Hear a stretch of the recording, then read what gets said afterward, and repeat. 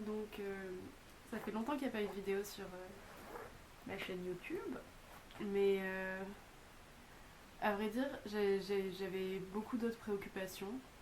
Et bah, je vais expliquer un petit peu dans les détails. Mais j'ai déménagé et le temps de retrouver mes marques, etc. Bah, c'est vrai que ça a marqué une grosse rupture dans les préoccupations que je pouvais avoir cet été et l'année d'avant. Et il y a beaucoup de choses au niveau desquelles. Enfin, il y a beaucoup de choses qui m'ont demandé de m'organiser autrement et mon quotidien a beaucoup changé. Et du coup, c'est vrai que, alors qu'il y avait une place un peu attitrée pour tout ce qui était. Enfin, pour tout ce qui est vidéo au format un peu vlog que j'ai l'habitude de faire, bah, dans mon nouveau quotidien, pour l'instant, j'ai pas retrouvé cet espace-là. Euh, et, et voilà. Donc en fait, je pense que c'est quelque chose qui se fera sur le long terme. Et j'ai pris quelques plans depuis. Enfin, en fait, j'ai des plans de cet été qu'il faut que je monte, beaucoup. J'ai pris quelques plans depuis que j'ai déménagé. Donc en vérité, la vidéo arrivera. Et c'est quelque chose que j'ai très envie de recommencer à faire. Mais voilà, j'étais un peu prise de court et j'ai pas eu envie de me mettre la pression avec ça. Avec ce qui est vraiment. Pour moi, il n'y a pas d'enjeu avec YouTube, heureusement. Sinon, je pense que j'aurais vraiment raté mon coup. Mais voilà, donc c'est pour ça qu'il s'est écoulé autant de temps entre maintenant et la dernière vidéo. Mais je suis très contente de reprendre avec, donc, comme vous l'avez vu dans le titre, un bilan culturel. Donc moi ma vie culturelle est pas hyper riche. Donc au lieu de faire un format mensuel, comme ça se fait beaucoup, moi j'ai décidé de faire un format par saison. Donc là ça va être le bilan culturel de l'automne. Voilà. Euh, et d'ailleurs, c'est un bilan, donc mon but c'est pas de mentionner toutes les sorties ou tous les contenus culturels euh, que j'ai pu découvrir pendant la période, mais plus de en fait voilà, c'est de vous parler de ce que j'ai retenu. Ça peut être positif ou négatif, mais ce qui m'a marqué, voilà. Parce qu'il y a des choses en fait j'aurais rien à dire dessus ou même j'oublie parce que ça m'a pas parlé ni heurté quoi. Bref, je pense que vous avez compris où je voulais en venir. Donc j'ai fait plusieurs rubriques. En fait, là je regarde sur mon ordinateur parce que j'ai fait un script de cette vidéo, une fois n'est pas coutume. Oui, voilà, c'est exactement. J'ai bien pensé à dire tout ce que j'avais marqué sur mon script. Je vais essayer de pas faire beaucoup de montage sur cette vidéo parce que c'est quand même assez. En fait, j'ai envie de poster vite parce que ça fait très longtemps que j'ai pas posté. Et le montage, c'est pas que ce soit un travail énorme, mais comme on a toujours tendance à remettre les choses à plus tard, s'il n'y a rien à faire, ça va plus vite. Donc j'ai fait plusieurs catégories, sachant que dans la plupart des catégories, il y a une seule œuvre, une seule chose à retenir. Donc ce sera d'abord cinéma, ensuite spectacle vivant, musique, internet et puis livre. Pour ce qui est du cinéma, le film qui figure dans ce. Le film qui a marqué mon automne, il faut savoir que je vais pas beaucoup au cinéma. C'est Mathias et Maxime de Xavier Dolan. J'aime beaucoup, beaucoup, beaucoup Xavier Dolan. J'ai pas vu le film d'avant, Ma vie avec John Donovan, je crois. Je ne l'ai pas vu parce que j'avais vraiment l'impression, j'ai vu la bande-annonce et j'ai vraiment eu le sentiment que ça n'allait pas me plaire et j'ai voulu m'éviter cette déception. Et par contre, Mathias et Maxime, donc je suis allée le voir 2 fois au cinéma. J'adore les films de Xavier Dolan au cinéma. Vraiment, j'aime voir les films de Xavier Dolan en règle générale, mais au cinéma c'est vraiment extraordinaire. Là par exemple, si vous avez vu le film, vraiment c'est pas un spoiler. Si vous n'avez pas vu le film, vous pouvez rester. Et si vous avez vu le film, vous voyez peut-être de la séquence dont je vais parler. Vraiment le plan, donc c'est stupide, hein. Au début du film, juste avant la scène dans le chalet des Rivettes, au moment où Mathias et Maxime partent ensemble pour y aller, ils sortent de la ville et tout. Puis il y a ce plan là sur la route, genre au début on est vraiment collé à la route et après ça décolle. Bah ça typiquement, enfin voir ça sur grand écran, en fait c'est vraiment je me rends compte que mes passages préférés des films sont peut-être pas les passages préférés de tout le monde on va dire, mais vraiment ce passage là, le voir sur grand écran et le voir sur petit écran, bah ça fait pas du tout le même effet. Donc pour ça j'étais vraiment heureuse qu'il y ait une nouvelle sortie et donc l'occasion de voir le film sur grand écran. Euh, voilà, Xavier Dolan toujours au top. Enfin, en plus, du coup, c'était trop bien parce que Xavier Dolan a occupé une place plus importante qu'à l'accoutumée dans l'espace médiatique du fait de la promotion du film. Et j'étais vraiment trop heureuse de voir les interviews de Xavier Dolan. Bref, vraiment, j'adore Xavier Dolan, parfait. Mais il faudrait que je vous parle un petit peu du film, ce serait plus constructif peut-être. Donc le film, en fait, si vous regardez la bande-annonce, on dirait que le focus est beaucoup mis sur la relation entre Mathias et Maxime, les complexités que... voilà, tout ce qui se passe entre eux, le trouble, la gêne, est-ce qu'il m'aime, est-ce qu'il ne m'aime pas, quelle est cette relation, des rapports... et c'est intéressant, hein. Mais en fait, et ça m'était aussi arrivé avec Les Amours Imaginaires, j'ai beaucoup mieux aimé le revoir que le voir, parce que quand je l'avais vu la première fois, je m'étais un peu donc concentrée sur cette trame narrative-là, qui en soi n'est pas passionnante. Et j'avais pas profité suffisamment de l'ambiance créée par le film, de l'univers qui était développé.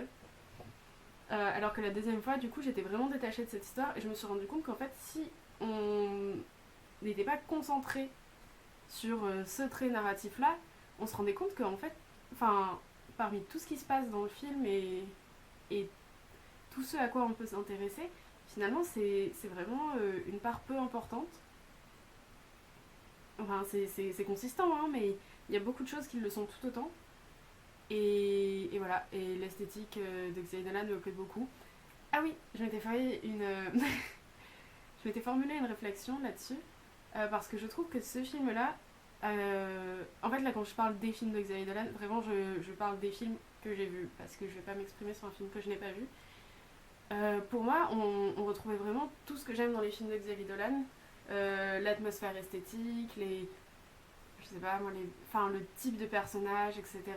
Enfin typiquement les mères, des jeunes là, elles m'ont beaucoup fait penser aux personnages qu'on voit dans l'espèce de cabaret dans Laurence Anyways, ce groupe de femmes plus âgées. Voilà. Voilà. Donc ça m'a beaucoup plu. Mais en fait, j'ai trouvé que la différence par rapport à d'autres films, en termes de... Enfin, bon, l'histoire n'était pas la même, etc. Mais fondamentalement, j'ai trouvé que les films précédents étaient un peu plus atemporels. On pouvait vraiment... C'était difficile de les placer dans une époque, si ce n'est voilà, les 50 dernières années. Mais c'était un peu flou au niveau temporel. Alors que là, finalement, avec des références à Instagram, les téléphones qui sont quand même... tout l'univers numérique est très présent dans le film. Et je je crois qu'il y a même des moments où Erika mentionne l'année 2019, des trucs comme ça, genre en 2019. J'ai trouvé que ça, c'était une différence vraiment notable. Oui, ça a été une différence. Ni positif ni négatif. Mais la réflexion que ça m'a inspirée, c'est que, alors que là, pour une fois, on peut très clairement inscrire le film dans une époque, même dans une année en fait, les caractères, les personnages ont l'air en décalage par rapport à cette époque.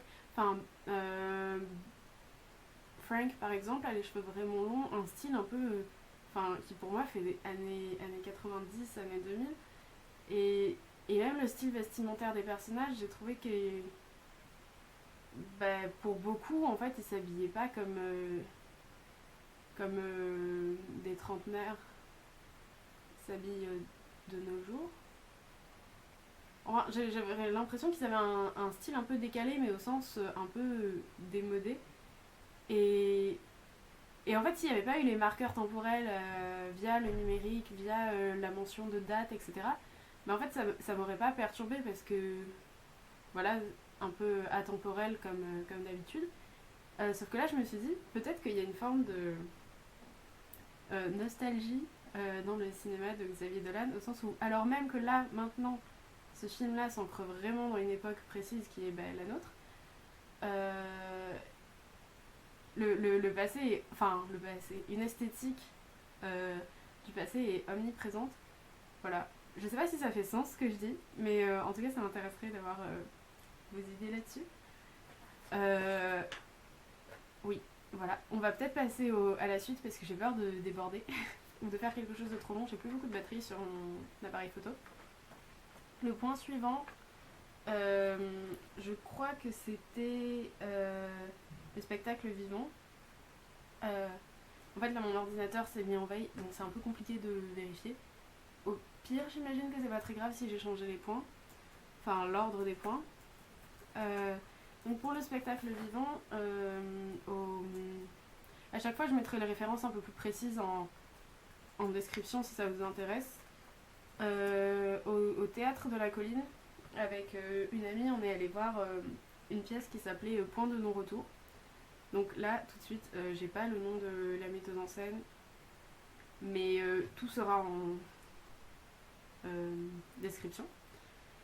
Et, euh, et donc c'était, ça c'est vraiment, j'ai adoré. Ça faisait très longtemps que, enfin, ouais, au moins 6 mois que j'étais pas allée au théâtre.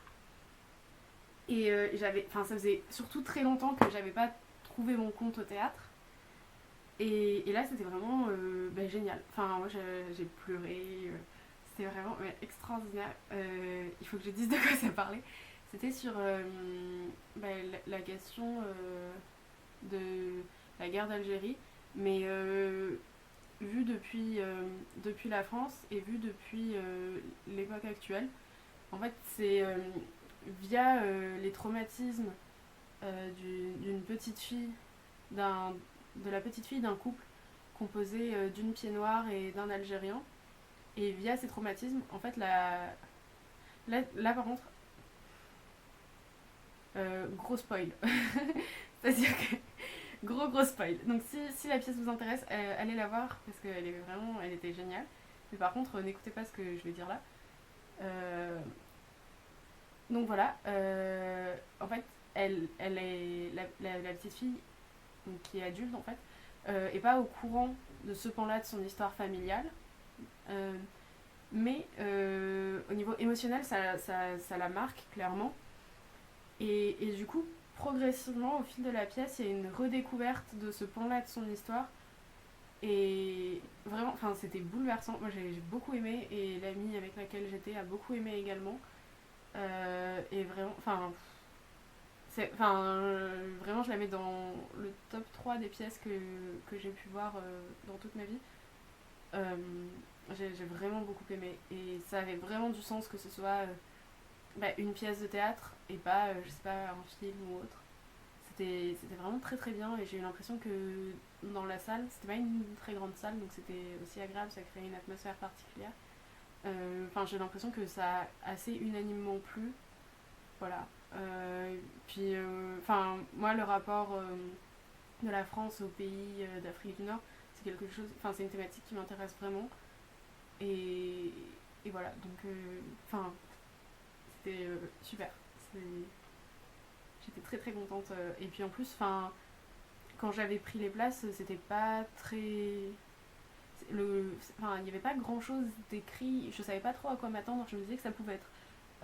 Que je pouvais tout à fait y trouver mon compte, mais j'étais pas non plus sûre que ça me plairait en fait. Et j'étais agréablement surprise. Ensuite, la musique. Donc cet automne est sorti le nouvel album de Pomme, Les Failles, que j'ai acheté. Et vraiment, j'aime beaucoup Pomme, sa façon de chanter. Et, et voilà, j'aime beaucoup Pomme et sa façon de chanter. Et j'aimais bien ses chansons précédentes. Mais là, ça me parle vraiment beaucoup plus. Notamment, moi, mon titre préféré sur cet album. En fait, enfin, vraiment, je dis mon titre préféré, mais quasiment tous sont vraiment très très hauts dans mon cœur. Mais mon préféré, c'est la piste 6, Pourquoi la mort te fait peur. Vraiment incroyable. Et en plus, ça entre vraiment beaucoup en résonance avec des questionnements, des craintes que j'ai pu avoir au cours des 12 derniers mois, on va dire. Donc incroyable. Enfin, vraiment, écoutez cet album, c'est génial. Euh, Moi, enfin, ah oui, voilà. Petit moment. Enfin, là, du coup, c'est un propos plus général. Euh, mais vraiment, moi, l'automne, l'entrée dans l'hiver, tout ça, les jours qui raccourcissent, sale période, je trouve. Enfin, chaque année, j'ai beaucoup de mal avec ce moment-là. Et, et vraiment, cet automne, les découvertes que j'ai pu faire ont adouci ce passage. Et vraiment, tout particulièrement l'album de Pomme. Que, encore une fois, vraiment, je vous recommande d'écouter. Enfin, là encore, si vous avez des retours à me faire, que vous voulez partager votre avis sur cet album avec moi, j'en serais ravie. J'en serais ravie. Rubrique suivante, Internet. Ah oui. Donc, sur Internet, ce que j'ai beaucoup aimé, c'est la vidéo d'Adèle Haenel sur Mediapart. À propos des questions de violence sexuelle, domination masculine, etc. Bon, son propos part d'une expérience personnelle et vécue, et voilà, mais en vérité, elle élargit, elle parle de plein d'autres choses, enfin de ces questions-là, mais à l'échelle de la société, quoi.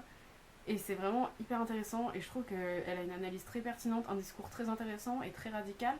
Et ça fait du bien qu'une personnalité publique et qui a une grande audience comme ça propose un discours aussi radical et aussi salvateur. Donc voilà, en plus, vraiment, elle dit des choses d'une grande intelligence. Après, c'est à la fois mignon et à la fois dommage, mais souvent elle s'auto-censure un peu. Elle dit oh désolé, mon propos n'est pas très construit, etc. Et je trouve ça touchant, mais d'un autre côté, je trouve ça dommage que, alors que son propos est vraiment très intéressant et d'une grande pertinence, elle soit un peu dans l'autocensure comme ça. Bref, vraiment cette vidéo est incroyable, je vous mettrai le lien en description. Et là encore, si vous voulez qu'on débatte, ça me fera grand plaisir. Et enfin, dernière rubrique, ce sont les livres. Donc le premier dont j'aimerais vous parler, c'est Witch Please de Jack Parker. Donc c'est sous-titre Grimoire de sorcellerie moderne. Donc c'est vraiment ça, hein, c'est trucs et astuces pour se lancer dans la sorcellerie. En plus, j'ai la chance d'avoir pu rencontrer Jack Parker pour faire dédicacer mon ouvrage. J'étais vraiment ravie. Elle est encore plus badass dans la vraie vie. Et voilà, donc ce livre est vraiment bien. Enfin, moi je sais que c'est quelque chose que je cherchais depuis un petit moment. Et en fait, les ouvrages que j'ai pu feuilleter en librairie, ça me parlait pas du tout. Donc bon, bah voilà. Et là, il y avait à la fois le fait que ce soit vraiment sorcellerie moderne. Déjà, moi, ça me parlait un peu plus. Et puis surtout, connaissant Jack Parker, je pensais qu'il y avait beaucoup plus de chances que j'y trouve mon compte que dans d'autres ouvrages. Et de fait, pas du tout déçue, quoi. Elle allie vraiment... En fait, c'est pas hors sol, son propos. C'est tout à fait audible depuis un point de vue assez rationnel, on va dire. Donc... vraiment, là encore, je suis pas très bonne pour en parler. Mais allez le feuilleter en librairie. En plus, c'est un très bel objet. La reliure, là, elle est toute dorée et tout. Les dessins, ah oui, c'est illustré par Digli. Et vraiment, les dessins sont très très beaux. Je vais vous montrer un dessin, une illustration. évidemment je ne trouve pas. Ah oui, par exemple, je sais pas si l'autofocus va... Non, l'autofocus ne s'adapte pas, mais tant pis. Et cet ouvrage, voilà, est très bien pour des gens qui n'ont jamais pratiqué, comme c'est quasiment mon cas. C'est très accessible et c'est assez complet, vraiment. Beaucoup d'aspects, beaucoup de domaines sont abordés. Voilà. Et le deuxième et dernier livre, et dernière chose dont je voulais vous parler, c'est King Kong Theory de Virginie Despentes, que je voulais lire depuis vraiment longtemps. Et là, j'ai eu l'occasion. En fait, il est tout petit, hein. Genre, il fait 140 pages. Et puis, c'est pas des grandes pages et c'est écrit assez gros. Et donc, ça m'a beaucoup plu.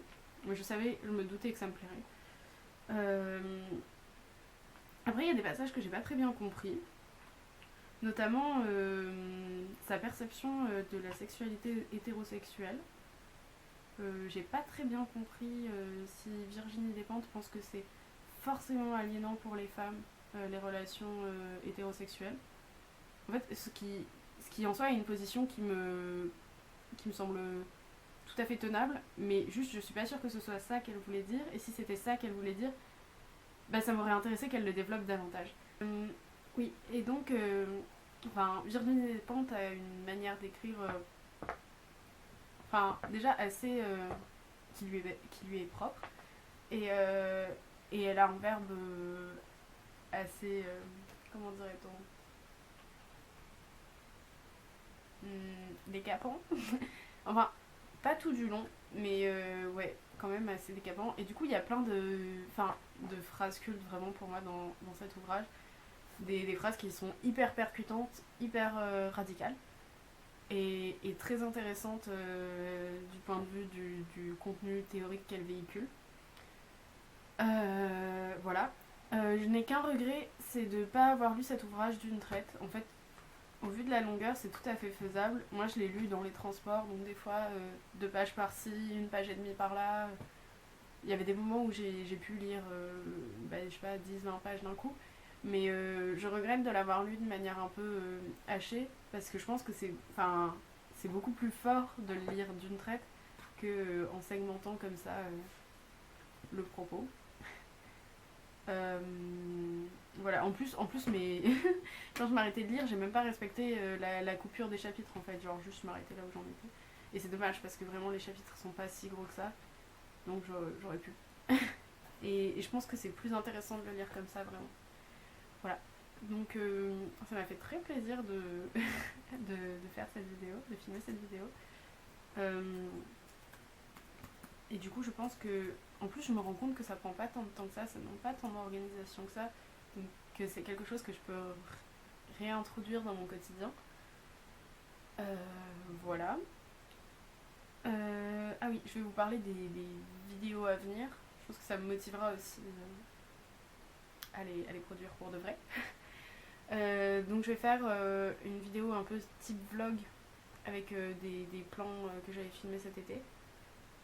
Donc ça, honnêtement, ça va être assez vite vu.